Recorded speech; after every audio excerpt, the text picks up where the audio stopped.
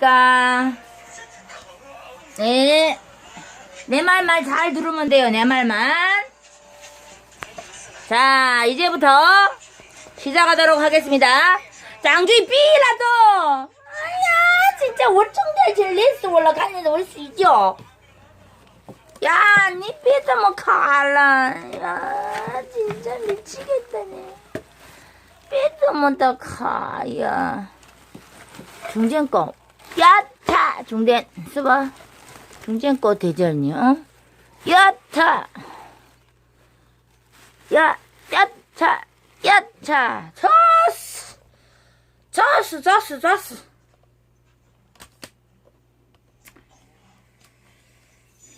인생의 기모나먼 길을 한 생을 걸어왔어도 우리가 가는 길에 헬전도 많았네.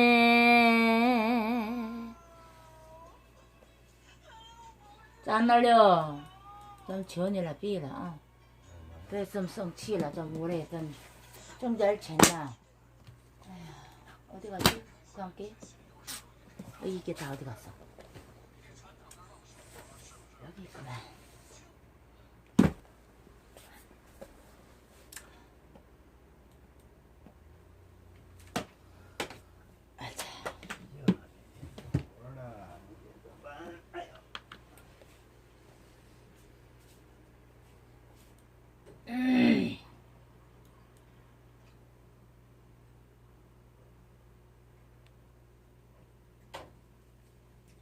그냥 쓰다는 没有，啥点时间没有。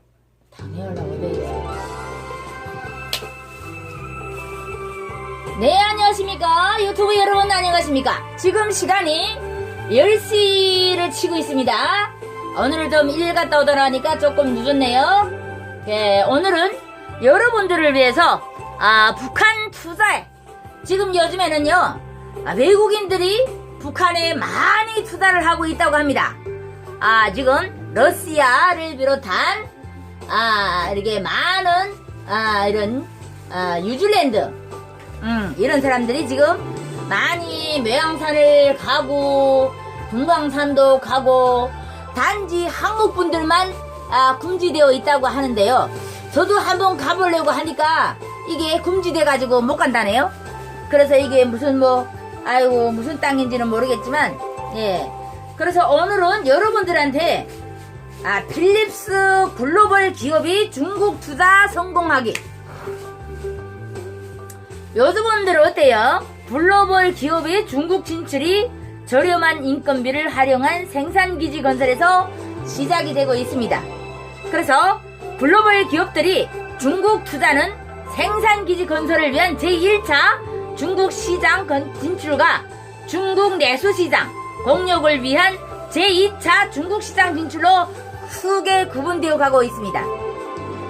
또한 생산기지 건설을 위한 글로벌 기업이 제1차를 거치면서 1차 중국의 진출은 1990년도부터 시작이 되었고요. 이때 진출한 글로벌 기업들은 중국이 개혁 개방에 따른 연 8%의 고속 정상의 가치를 항의하여 막대한 이윤을 누리고 있습니다. 그러면 과연 글로벌이란 기업이 과연 무엇일까요? 여러분들이 1980년대 자국 내 인건비 상승으로 인하여 제품 원가 압박을 타개할 방법을 고민하고 있죠. 그래서 그때 이제 글로벌 기업들이 원가 절감을 위해서 전략을 이제 본국에 있는 생산 기지를 인건비가 저렴한 중국으로 이전하는 것이었다고 볼 수 있겠습니다. 이렇게 중국 기업들이 이제 MLC 방식의 주문자 위탁 생산 방식을 채택하여 본사는 이제 디자인과 전력에 집중적으로 단순 생산을 중국의 하정업체에 맡겨 인건비를 대폭 절감하라 함으로써 경쟁력을 갖추고 세계 시장을 장악할 수 있었습니다. 그럼 필립스는 1985년도 사회주의 국가의 중국의 외국인 기업으로서는 처음으로 투자를 결정하고 필립스 유한 책임 회사로서 설림해 중국 시장에 뛰어들기 시작했습니다. 그러면 다국적 기업적인 폭스바펜, 콜라, 인테리어 1990년대 이렇게 생산기지에 중국에 설립하면서 중국 진출을 하기 시작했고요. 이제 글로벌 기업은 1996년부터 2000년 5년까지 중국 경제의 급상승의 영향으로 중국 법인에서 그를 전체 매출액이 약 40%에 얻고 있다고 합니다. 그럼 우리가 성장에 큰 도움을 줄 수 있을까요? 물론 큰 도움이 될 수도 있겠죠. 그래서 코카콜라는 중국 측 파트너인 종량그룹과 합작 계약을 통해서 우호적인 이제 파트너업을 유지하고 이를 바탕으로 이제 현지화 전략을 채택을 하여 성과를 내는데 성공을 하였다고 합니다.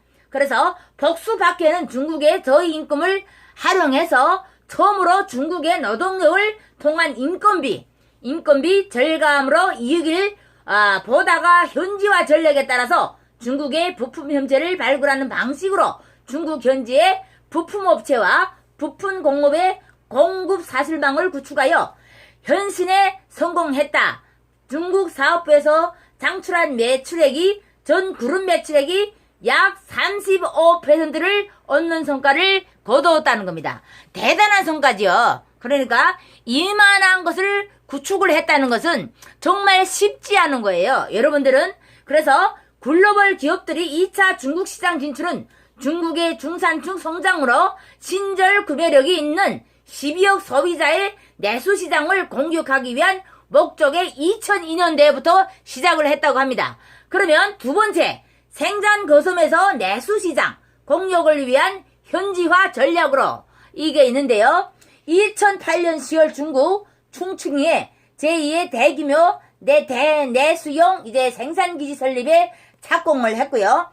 2009년 2월 폭포파세는 수산성 정도를 내륙 진출에 기업으로부터 설정하고 생선 설비에 24억 유로를 투자했다고 밝혔습니다.